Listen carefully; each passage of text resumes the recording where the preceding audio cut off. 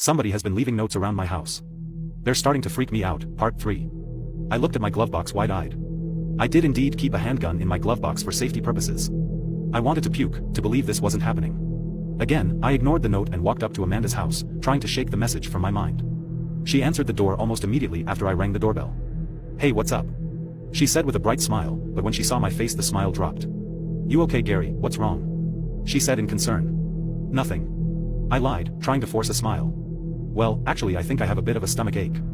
Come in, she said, ushering me in. The inside of her house was cute and homely, and she fretted over me worriedly as she led me over to her kitchen table. She then took my hand and rubbed it comfortingly. "If you're not feeling up to spaghetti, we can always have it another time.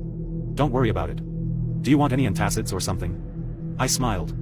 The way she was so concerned for me over a simple stomach ache made me fall in love with her all over again. My heart panged with both love and guilt.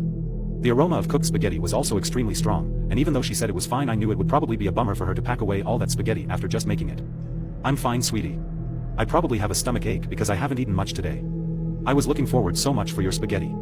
Her smile returned again. I always loved how fast she smiled at things. "Well then, Mr. Hungry, let me grab you a bowl." She left for the kitchen. I reclined back inside, sticking my hands in my pockets. I felt a crinkle of paper. Shit. I pulled the paper out of my right pocket. "Take your chair and bash her head in." I had a hard time controlling my breathing as I stuffed the note back in my right pocket. I also felt paper in my left pocket, and against my mind screaming for me not to, I pulled it out, realizing that it was actually 2 notes crinked together. Shakily, I unwrinkled the first note. "Do not eat the spaghetti. Drugged." "What's that, Gary?" asked Amanda behind me. I nearly jumped out of my skin. I stuffed the notes back in my left pocket.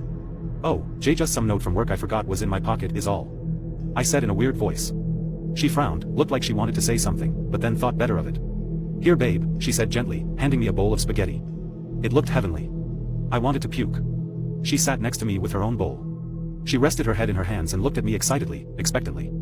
I stared at her blankly. "Well, take a bite, silly," she said, gesturing towards my bowl. I'm so sorry. I really need to use your bathroom." I jumped up and started looking for her bathroom.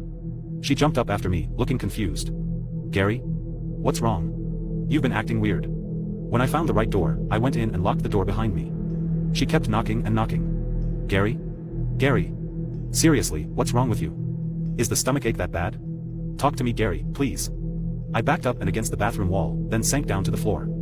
I pulled out the 2 notes from my left pocket again, this time reading the second note. My heart sank.